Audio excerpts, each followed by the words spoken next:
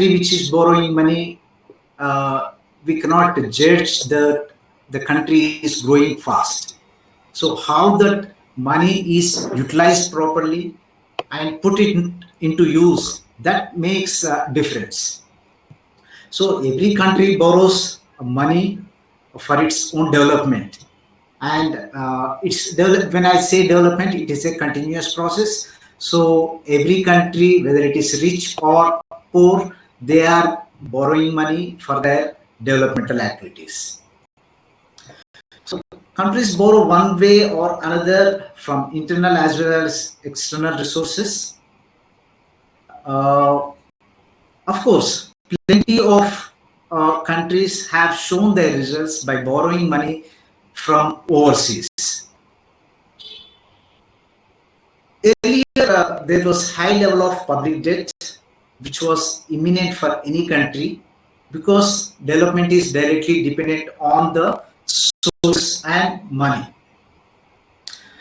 Of course, there are multitude of opinions whether the development is directly linked to the external debt or not. Some of them have shown in their studies that yes, there is a direct linkage between the external debt and the development. But few authors, through their research, they said that there is no direct linkage. The development or growth is dependent on several other factors. So we just need to go in deep to find out whether there is really a direct linkage between development and growth, external debt. When countries for external debt, the image of the country will be at stake. So as Dr. Naik was telling, that the credibility will be at stake if the country that is borrowing money is not in a position to pay on time or with some complications are there. So every country has to take care of that country's image when they are going for external debt. Sometimes the internal funds may be sufficient, but sometimes it makes a country to go for external debt depending on its need. Sometimes, as Dr. Naik was telling, constitutional debt, and sometimes countries get some sort of subsidy or concession grants from international financial organizations that help the countries to look at different ways of getting funds for their development activities. I would like to highlight few of the highlights that have been discussed by Reserve Bank of India recently. In the recent economic survey released related to external debt, the external debt as a ratio to the GDP, it has increased to 21.6%, which was 20.6 in the last year. So there is an increase in the external debt as against GDP. And India still remain as a preferred destination for FDI. So in spite of COVID, in spite of global financial crisis, India is still having the preferred destination status. And India is the only country among emerging markets to receive equity FIIs even in last year. The interest rate on debt is less than growth rate. This is very much appreciated because the growth rate is higher and the interest rate is lower. That means the cost and service is measured through this. Now I would like to focus on the BRICS nations because BRICS, when we talk about BRICS, they are similar in nature, developing economies. There are this indicates the total external debt in billions, and this is the per capita debt. And the below slide shows the external debt as percentage of GDP, and this is the credit rating. So coming to China, what is seen is its credit rate is relatively much higher compared to other BRICS nations, and though the external debt to the GDP rate ratio is increasing, but it is lesser than some other BRICS nations. So that is the better point on China's economy front. Coming to Brazil, see, it is almost nearing to 90%, while the credit rating is very much low. It is almost 50% of China, what we can observe. And in terms of total external debt, it is 1,444 billions of external debt, and per capita external debt is 6,000.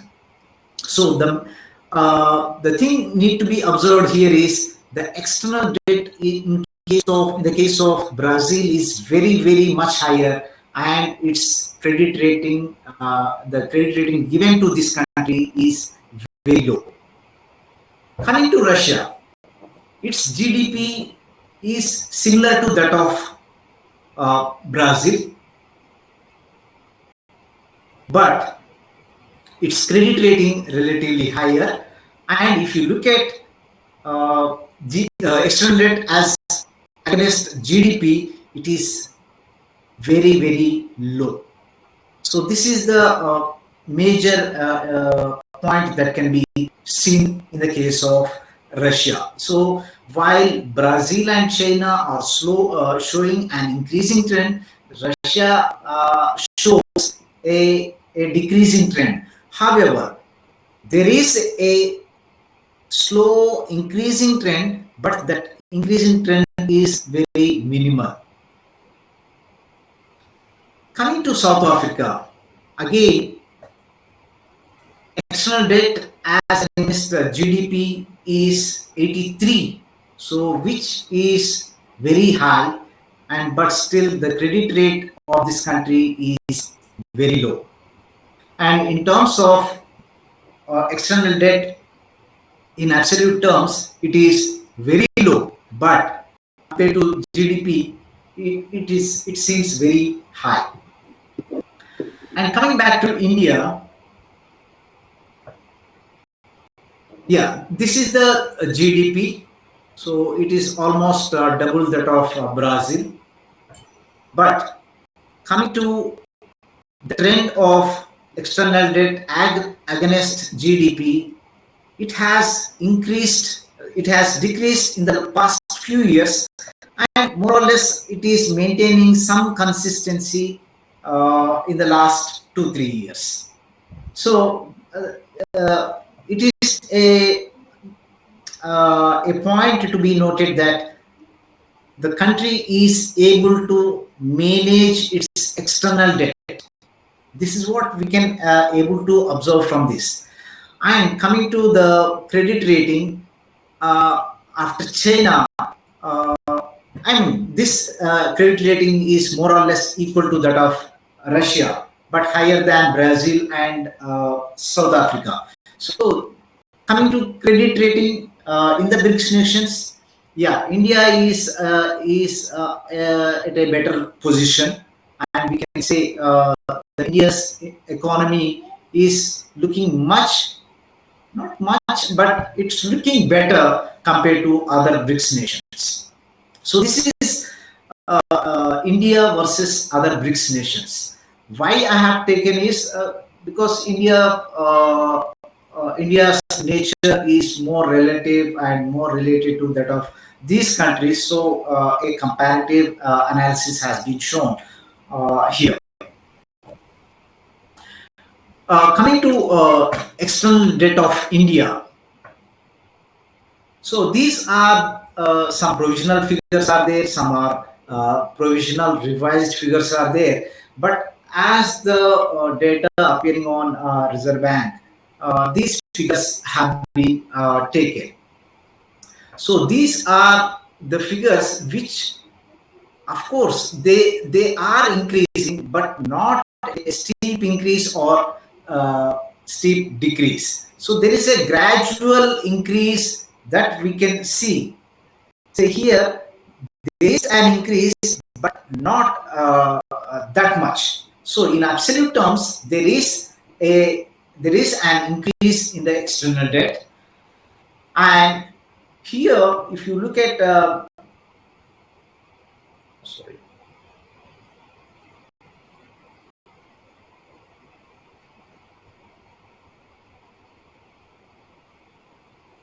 Here, debt against GDP, this is the total debt as of 2020, and this is the percentage of external debt against GDP. So there is a consistency last 2-3 years in maintaining its external debt. And coming on to the right side, the valuation effect because of currency fluctuations, dollar becoming stronger or weaker, those differences have been taken here. Now coming to year 2020, this blue bar indicates the external debt and the valuation effect is considered, whereas the red bar indicates the valuation effect is not included. So the valuation effect is it's almost minimal. In the case of year 2017, the valuation effect is almost negligible, but in the last 1-2 years, there is we can see there is an effect of the valuation of currency fluctuations. And the foreign exchange reserves as against external debt is there is a consistent increase in the last 5 to 6 years. So this is one positive indicator that we can see in the case of Indian economy. How the external debt is classified? There is sovereign debt and non-sovereign debt. The sovereign debt is purely the government's debt, and non-sovereign debt is like PSUs and other public sectors getting loans or borrowings from overseas. The sovereign debt is not that increasing in the last 10 years. If you can see, there is only marginal increase, but in the same period, if you see, there is drastical improvement in the non-sovereign debt. So that means the government's debt is not that much increasing, but other government-related public sector units, they are borrowing huge money from the international markets. And if you look at the share of sovereign debt, it has been coming down when you compare it with the non-sovereign external debt. So the non-sovereign debt portion is increasing, and there has been a consistency in the last 4 or 5 years. So the non-sovereign debt is, the government is able to take steps to maintain or reduce its external debt in the case of PSUs.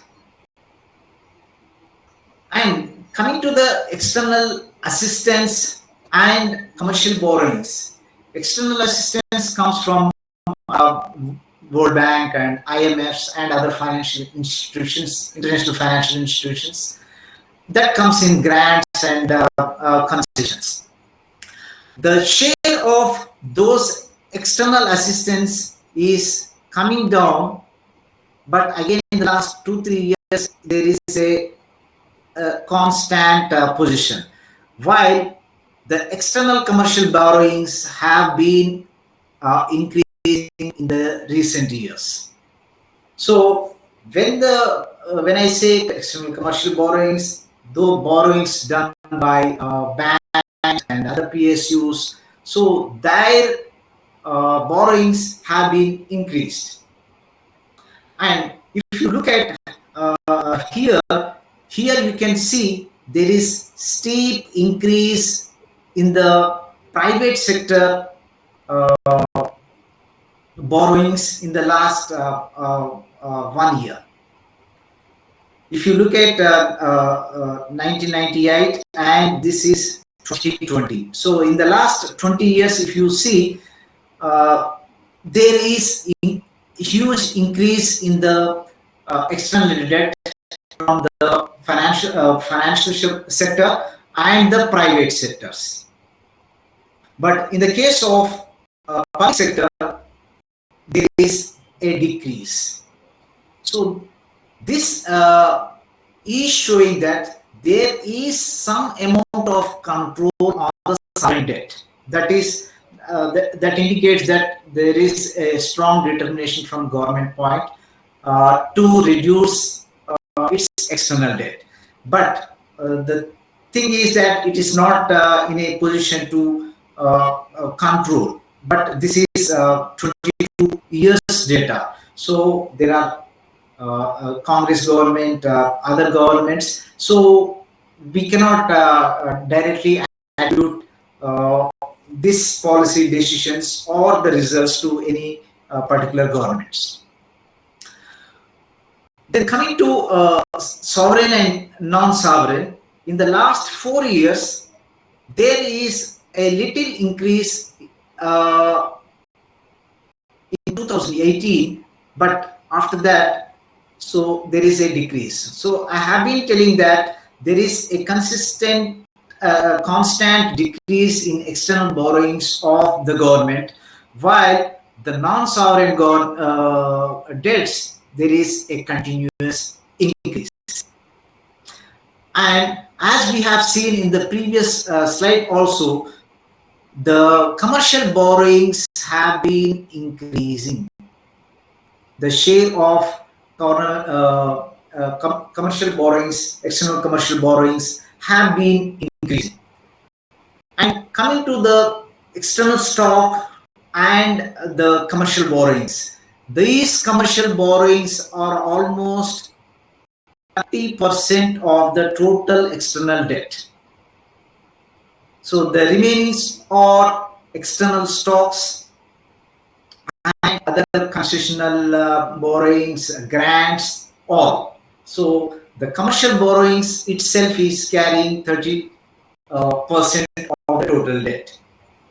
In terms of currency, US dollar borrowings is almost half of the total borrowings, external borrowings. If you look at the sovereign borrowings, it is 100 billions. And if you look at the share of sovereign external debt to the total external debt, it is decreasing.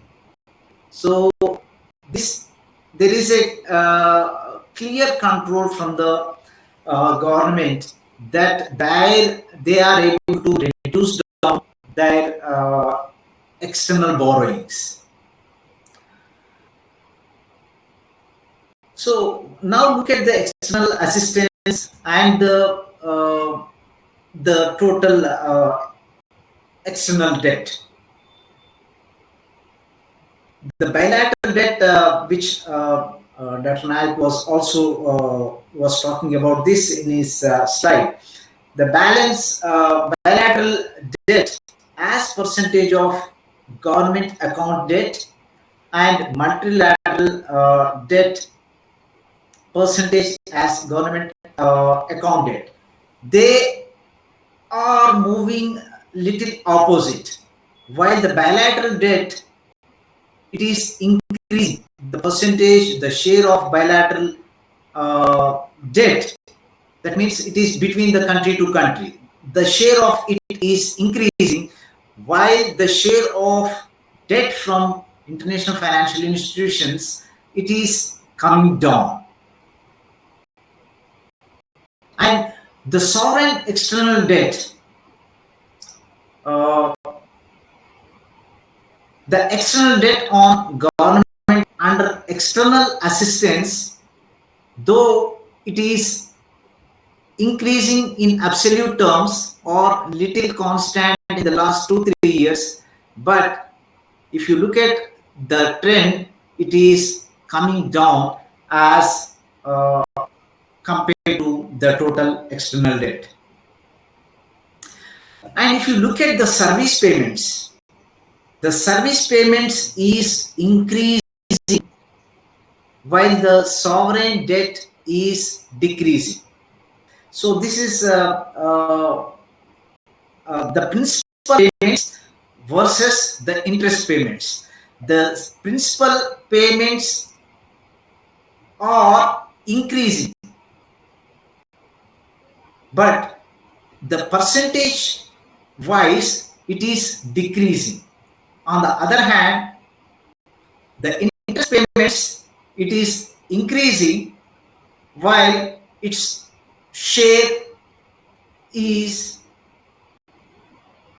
more or less same. It is going slightly upwards.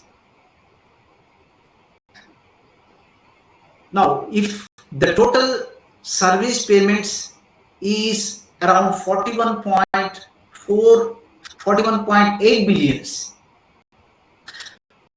as against this, the interest component itself is around 18.6 billions. So, which is increasing every year. So, going forward, the interest component is going to increase while the principal component is decreasing, and it is so in the near future the payment towards interest may be higher than the payment of principal amounts. So the debt service, the external debt service payments, it is almost near to 5%. The debt service ratio shows it is almost 5. And in terms of debt service payments, it has been increasing in the last few years, but again, there is in the last 1-2 years, there is consistency of service payments in absolute terms. But as we look at from debt service ratio, it has been coming down and down. Now, again, we look at from different countries' perspective. Here is India. The external debt stock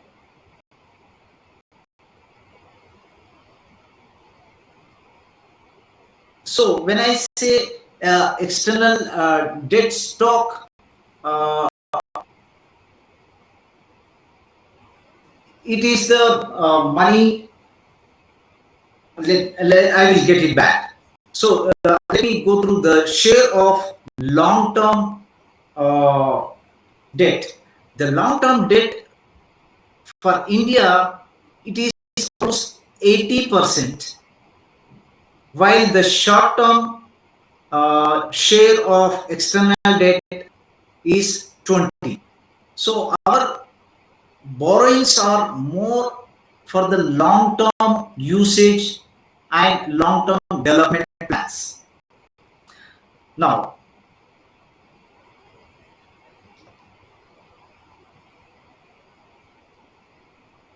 the select external debt sustainability indicators like external debt of stock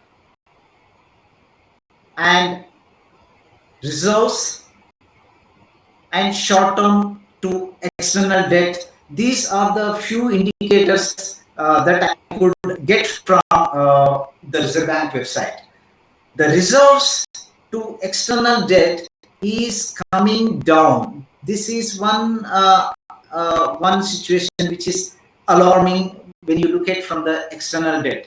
So as we are paying more and more interest payments, we need to have more and more foreign reserves, and that percentage of foreign reserves is coming down. And the stock of external debt of top 20 lower middle income countries, if you look at, we are ranking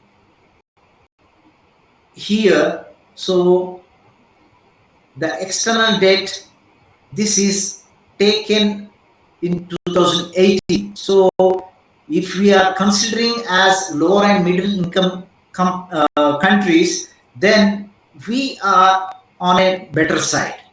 After China and Brazil in 2018, we were having our importance in that year. So these are the other indicators where we can find comparison of India versus other countries.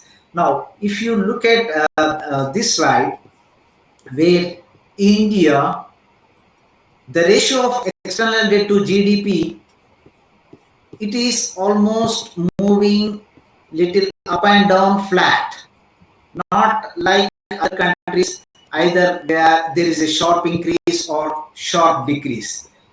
So optimal zone, it was shown at 35, which they have indicated. But if you look at Mexico, it has increased drastically, again fallen down. And Brazil, in the last 10 years, it has increased. But compared to other countries, we looking at these curves, India is at a better stage looking at China. Recently, in the sense, last year there was a small study conducted with a focus on BRICS countries. Our effort was to see whether there is a direct relationship between external debt and the economic growth. When we said economic growth, it is the GDP. We have taken three factors: external debt stock, total external debt, and inflation. These three factors we have taken and did some analysis. So we used OLS to see whether there is any linear relationship between external debt and the economic growth. So we have also tested common effect model, fixed effect model, and random effect model, and Hausman test using e-views. The results were like this. When we tested common effect model, the relationship between the external debt and the economic growth, the result was showing only 32%. That means remaining 67 points odd, there is no direct relationship. That indicates there are other factors that are affecting the economic growth of an economy. When we applied fixed effect model, it has shown 51.12%. That means almost half. So the remaining half, there is no direct relationship between external debt and the economic growth. And we used random effect model. There we found only 21% relationship between external debt and the economic growth. Finally, when there are 3 different tests have been conducted, which one we have to choose? We have to choose. Then we have conducted Hausman test. Then found that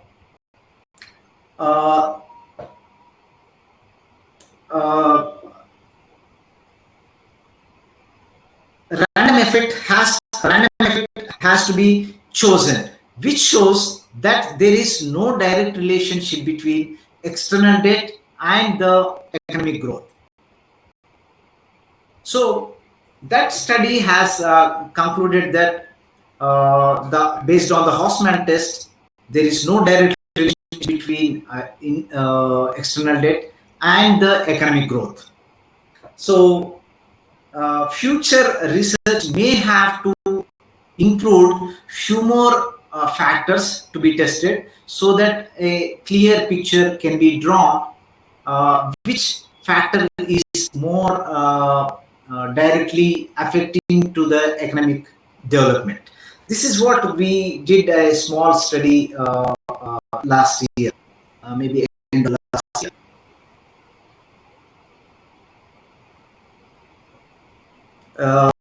With this, my slides are over from my side. Thank you, sir. What a nice presentation with lot of data enclosed with your presentation. You have cited